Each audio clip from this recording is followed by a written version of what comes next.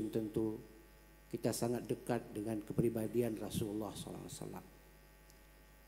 Allah Subhanahu wa Ta'ala dengan kalimat dalam Al-Quran yang sangat ringkas menyebutkan bahwa Rasulullah itu wa innaka la'ala khuluqin azim, bahwa Rasulullah itu pada dirinya ada akhlak yang agung. Sebuah kata yang mengandung makna yang sangat dalam sekali. Kalau disebut dengan akhlak yang agung berarti itu adalah akhlak yang paripurna. Dan yang menyebutkan itu adalah pencipta alam semesta, Allah Subhanahu wa Ta'ala. Bukan gelar yang diberikan oleh umat manusia, tapi gelar yang diberikan oleh Allah Subhanahu wa Ta'ala. Maka oleh karena itu, karena tema kita pada hari ini adalah contoh-contoh baik dalam kehidupan, sudah seharusnya bagi kita menjadikan pribadi Rasulullah itu sebagai contoh baik dalam kehidupan. Bukankah Allah juga sudah menyampaikan dalam ayat yang lain, laqad kana lakum fi Rasulillah uswah hasanah. Bukankah telah ada untukmu uswah hasanah daripada Rasulullah sallallahu alaihi wasallam. Jadi kalau kita ingin mengetahui apa contoh-contoh yang baik dalam kehidupan dunia ini, jangan berorientasi kepada selain Nabi Muhammad SAW. Contoh baik dalam urusan dunia ada pada Rasulullah. Contoh baik bagaimana beribadah, berubudiyah kepada Allah, Rasulullah juga contohnya.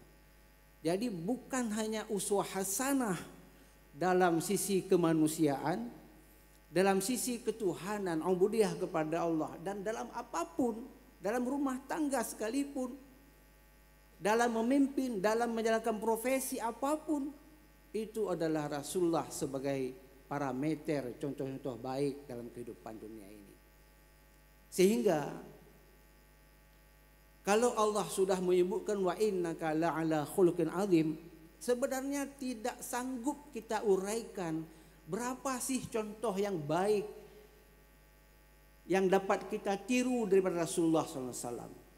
Ada orang hari ini kita bilang ini begini Rasulullah, sifatnya, perilakunya dan sebagainya. Umat Islam sendiri sepertinya mengatakan seperti yang sering kita dengar, itu kan Rasul gitu. Lupa dia kepada ayat laqad kana lakum fi Rasulillah uswah hasanah. Ada lakumnya untukmu. Allah tidak membuat itu sebagai sebuah pernyataan, tapi kita yang berpikir. Berarti kalau kita mau mengikuti uswah Nabi Muhammad bisa. Karena apa? Lakum. Stressingnya kan di situ, tekanannya kan di situ. Masalahnya adalah hari ini kita bukan semua, tapi hanya sedikit yang mengikuti pribadi Rasulullah SAW. Banyak buku, kitab yang dikarang oleh para ulama menyebutkan bagaimana perilaku Rasulullah SAW. Kita sarikan saja. Yang pertama sekali yang harus kita contoh dari Rasulullah sebagai contoh yang baik dalam kehidupan kita adalah berperilaku jujur. Jujurlah kita dimanapun kita berada. Karena Rasulullah mengatakan alaikum bisidqi fa inna sidqa yahdi ilal birri wa innal birri yahdi ilal jannah. Hendaklah kamu itu selalu jujur, karena kejujuran itu membawa kepada kebaikan, dan kebaikan itu akan membawa ke dalam surga Allah Subhanahu wa Ta'ala. Itu contoh baik yang pertama dan utama sekali yang dikenal pada pribadi Rasulullah, bahkan sebelum beliau itu menjadi Rasul sekalipun. Siapa yang banyak berbohong sekarang? Adakah umat Islam yang bebas dari kebohongan, dari ketidakjujuran? Tidak ada yang menjamin hari ini paling jujur, tidak ada. Bahkan banyak kita temukan juga di antara umat Nabi Muhammad yang menyedihkan kita, bahwa banyak umat Nabi Muhammad itu enggak jujur juga. Sandal bisa hilang, korupsi di mana-mana. Ini kan dikarenakan tidak mau mengikuti pribadi Rasulullah yang jujur, yang contoh baik sudah diberikan Rasulullah SAW.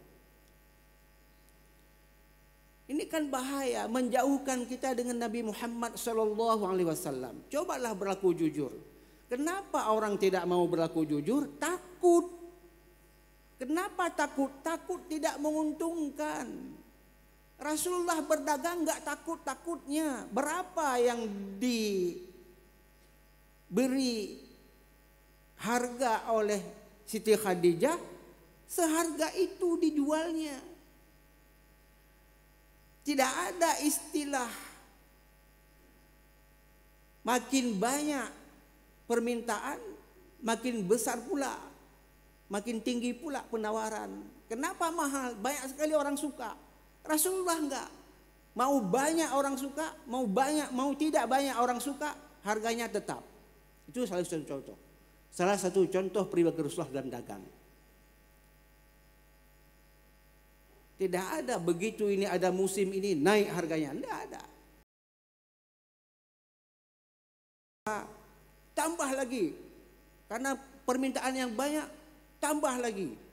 Harga tambah tinggi. Karena takut. Kalau jujur takut. Takut enggak naik pangkat.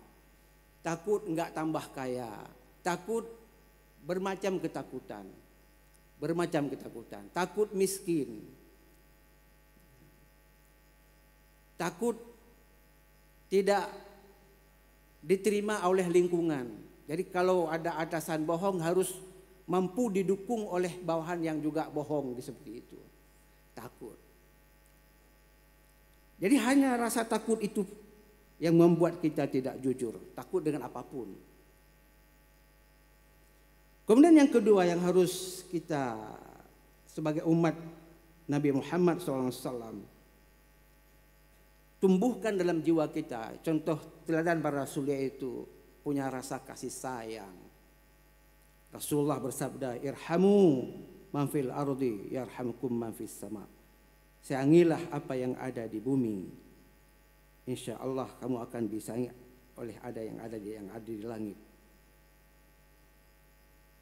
Maya orang Aceh pegah. Gasih kau belang, sayang kau le. Itu ada pepatah Aceh bahwa salah satu krisis moral kita hari ini tidak ada lagi kasih sayang.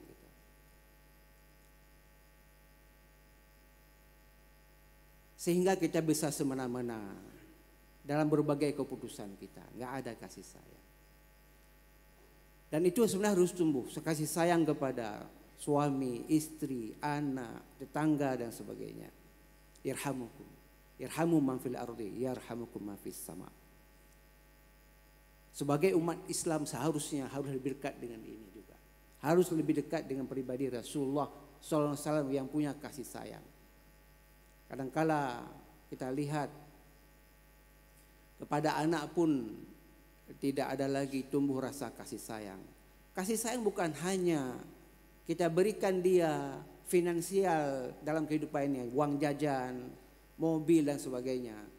Kasih sayang yang terbesar adalah saat kita memberikan kepadanya teladan supaya dia taat kepada Allah Subhanahu wa taala. Kasih sayang kita berikan pendidikan agama yang bagus kepada anak-anak kita. Karena sayang kita kepada anak-anak kita. Kalau Allah mengatakan qu anfusakum wa ahlikum nara, sayang kita. Hari ini kalau kita biarkan anak-anak kita asik dengan game saja, itu tidak ada kasih sayang orang tua. Jadi bukan hanya kasih sayang dalam artian materi, tapi juga kasih sayang dalam artian moralitas kita. Kalau anak kita biarkan dalam ketidaktaatan, itu sama dengan menjerumuskan dia ke dalam api neraka. Jadi kita akan kuat memberikan pendidikan yang baik kepada anak-anak kita kalau kita didorong oleh rasa kasih sayang. Sehingga banyak orang tua demi anaknya menjadi orang baik. Sanggup beliau itu berkorban apapun agar anaknya ini menjadi orang baik. apakah disekolahkan di tempat yang bonafit, tetapi agamanya tidak dia tinggalkan, ataupun langsung dia memberikan pendidikan agama seperti di pesantren dan sebagainya karena kasih sayang orang tuanya. Juga kasih sayang yang lebih luas lagi, kasih sayang kepada sesama kita dengan profesi apapun yang kita punyai. Pedagang punya kasih sayang juga. Di medsos kita bisa melihat ada seorang mungkin miskin dia. Ketika dia mau membeli HP kepada anaknya karena butuh, dunia pendidikan hari ini harus ada HP, ujian di situ, PR di situ dan sebagainya. Seorang yang nggak punya uang tadi, dia usahakan uangnya, maka ketika dia beli HP, dia keluarkan uangnya uang receh. Yang punya konter HP itu melihat dan dia memberikan HP gratis kepada orang ini. Itu kenapa? Ada kasih sayang. Jadi siapapun tidak perlu memilih pekerjaan apa bagi kehidupannya baru dia punya kasih sayang. Tukang parkir sekalipun misalkan tidak ada uang receh, orang kaya tak punya uang receh, tukang parkir pun punya rasa kasih sayang. Sayang beliau gak ada uang receh, ayo mundur maju balik, terima kasih enggak usah. Tapi jangan dongkol tukang parkirnya, sayang kepada orang kaya ini nggak ada uang receh, jangan dongkol, perasaan sayang. Jangan capek dia mencari uang receh yang ada ratusan ribu aja yang ada di dompetnya. Dokter, siapapun, jangan batasi diri kita yang ada kasih sayang kepada orang kaya saja, orang miskin juga bisa. Guru-guru, lebih guru lagi kasih sayang. Kalau dia tidak bisa, ada rasa bersalah dalam jiwa seorang guru, rasa kasih sayang. Jangan hanya mengajar, udah selesai keluar, tengok apakah dia sudah menguasai materi atau tidak. Jangan dia sampai pulang ke rumahnya dari sekolah, dia tidak membawa apapun dari sekolahnya. Dari pagi dia pergi kosong pikirannya, kosong hatinya, kosong jiwanya, pulang ke rumah juga masih kosong. Cobalah dengan kasih sayang itu, insya Allah akan menyayangi orang-orang yang punya kasih sayang.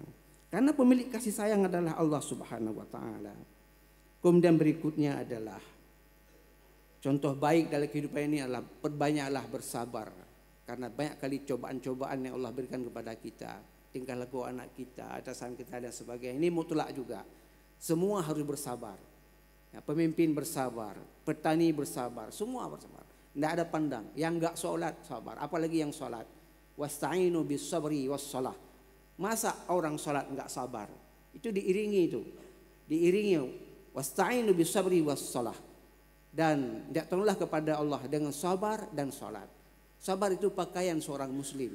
Dan Rasulullah mencontohkan adalah seorang yang sangat penyabar. Apapun beliau ludahi, tidak balas meludah. Beliau memberikan suapan kepada Yahudi yang mencacinya setiap pagi di pintu Madinah, di pintu Masjid Madinah. Beliau tidak pernah mengatakan, apa kamu ngomong itu? Tidak ada seperti itu. Jadi pada Rasulullah SAW. Maka kalau kita ingin mendapatkan pandangan dari Allah sebagai umat yang bersama dengan Rasulullah, yaitu perbanyaklah kita bersabar. Innama yuwaffas sabirina bighairi hisab. Sesungguhnya orang yang bersabar itu balasannya tanpa hisab. Berikutnya kita juga harus senantiasa sebagaimana Rasulullah mengatakan bahwa aku bersama dengan orang yang menjaga anak yatim seperti ini, seperti dua jari yang melekat. Kalau mau dekat dengan Rasulullah SAW, maka mendekatlah kepada anak yatim. Ini sudah biasa kita dengar dalam berbagai ceramah. Betapa banyak anak-anak yatim hari ini hanya diulus-ulus kepalanya saja. Anak yatim. Sampai duruh anak yatim. Tapi peng menimang hendak tajuk. Enggak seperti itu. Atau anak yatim di akhir tahun, ada sedekah anak yatim. Di bulan Ramadan, anak yatim itu makannya apa sekali setahun? Apa menjelang Ramadan saja dia?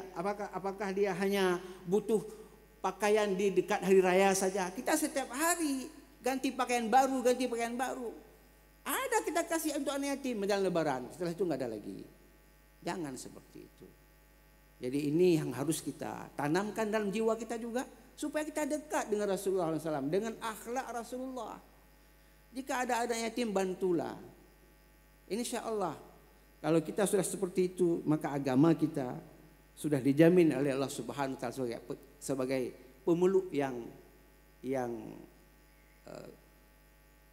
baik, tidak pemeluk yang mendustai agamanya. Araitali juga dibupitin, yang sudah kita pahami bersama. Seterusnya kita juga harus menjaga kebersihan di kehidupan dunia ini.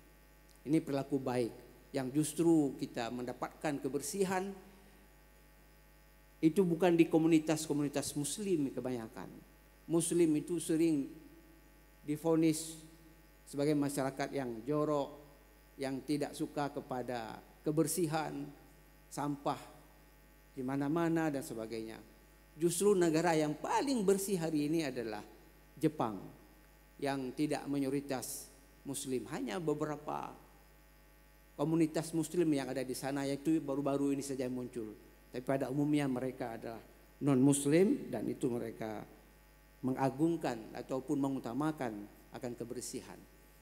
Masa seorang muslim, kalau Rasulullah SAW mengatakan an-nadhafatu minal iman, hanya tertulis ditempel saja di sekolah-sekolah, di pesantren-pesantren, di kitab-kitab, bahkan dihafal, tapi kita tidak menjaga kebersihan. Itu bukan contoh yang baik. Contoh yang baik adalah jagalah kebersihan. Kemudian juga kepada kita sebagai seorang muslim, kita terus menerus untuk menyebarkan kebaikan yang apa saja yang kita miliki, kita berikan kebaikan kepada orang lain, apa saja, termasuk senyum sekalipun itu adalah sebuah kebaikan kepada kita. Tebarkan kebaikan, tebarkan salam, afsyus salam bainakum. Ini yang sudah juga mengendur. Jarang kita tersenyum ketika berjumpa dengan orang yang baru. Dengan orang yang baru kita jumpai masuk ke kampung orang, senyum assalamualaikum. Nah, jangan juga sampai disebut dengku assalamualaikum, ya. Jangan juga. Artinya lihatlah momen kapan kita masuk kantor assalamualaikum gitu. Nah, jangan nanti begitu mundar mandir assalamualaikum terus, itu mengganggu juga orang lain. Lihatlah bagaimana cara kita memberikan salam, suasana juga seperti itu. Lihatlah suasana yang baik untuk berikan salam yang baik. Masa getanya tak wek ke kedai gok assalamualaikum, lain dia tak balik dalam assalamualaikum. Itu jangan menjadi cemoohan yang tidak baik dengan orang-orang sekitar kita. Disebut nanti kita tunggu assalamualaikum. Dan yang berikutnya adalah kebiasaan yang harus ada dalam diri kita, siapapun, apakah dia seorang yang berpendidikan, tidak berpendidikan. Yang biasanya ini adalah yang tidak berpendidikan itu tidak tinggi pendidikannya, maksudnya ya, orang-orang biasa itu tidak ada kesombongan bagi dia. Yang banyak sombong itu adalah orang yang kaya, orang yang punya ilmu, orang yang punya pengaruh, itu kebanyakan yang sombong-sombong. Jadi sebagai umat Nabi Muhammad tidak pantas kita menyombongkan diri kepada sesama, tidak pantas. Dan itu tidak disukai oleh Rasulullah SAW, tidak disukai. Ya. Makanya kepada kita ini belajar harus banyak supaya low profile dimanapun kita berada. Seorang ayah pun tidak boleh dia menyombongkan diri di depan anaknya. Karena ayah yang sombong juga, ini ayahmu, kenapa kamu begitu? Dengarkanlah apa yang sedang dialami oleh anak-anak kita. Saat dia kecil, kita sangat menjaganya, perasaannya, kita enggak bentak. Saat dewasa, dia jadi teman dalam kehidupan kita. Saat kecil enggak kita bantah dia, enggak kita marah kepada dia. Apapun yang dia minta kita kasih. Saat dewasa, perlakukanlah dia bagaikan teman akrab kita. Seorang ayah pun sekalipun juga dia harus low profil. Padahal itu kan anaknya. Nggak ada nih, anaknya sudah jadi profesor, panggil dia. Padahal sudah jadi profesor anaknya. Ini sombong ayahnya. Mu, sini. Hargailah apa yang telah dimiliki oleh anak kita. Hargai. Jangan sebut nama-nama kecil dia.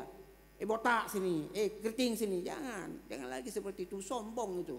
Tidak ada. Rasulullah dengan Aisyah aja ya Muhairah, lembut panggilannya. Oleh karenanya kepada kita ini juga kita harus lebih dekat dengan Rasulullah, dengan pribadi Rasulullah SAW.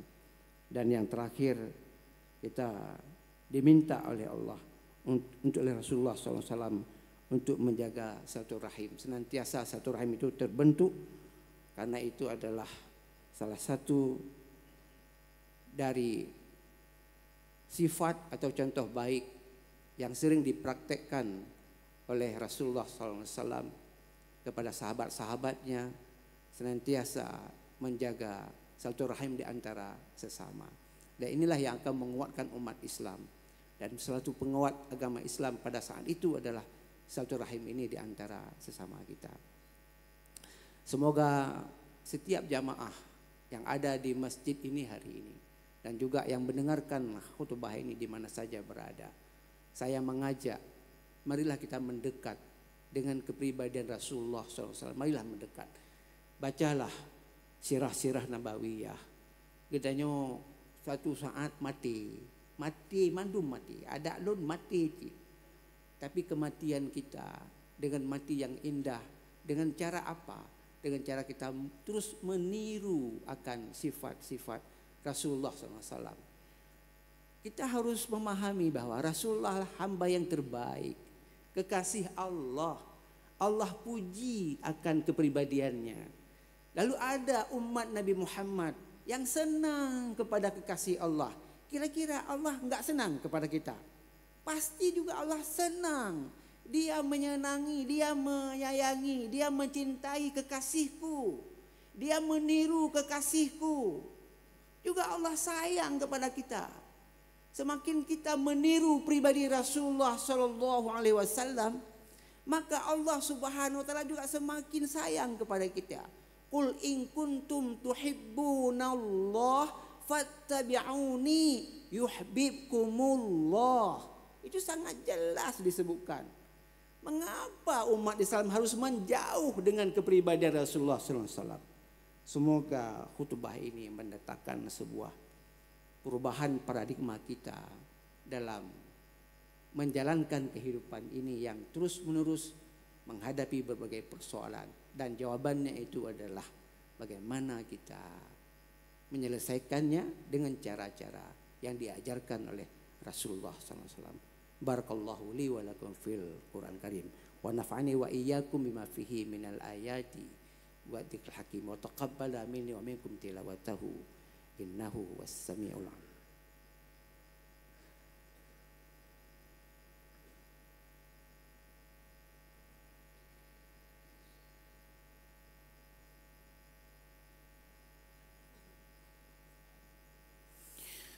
Alhamdulillahi wahdah, sadaqa wa'adah, wa nassara abdah, wassalatu wassalamu ala rasulillah wa ala alihi wa sahbihi wa wala, la hawla wa la quwata illa billah. Allahumma salli wa sallim wa barik ala sayyidina Muhammad wa ala alihi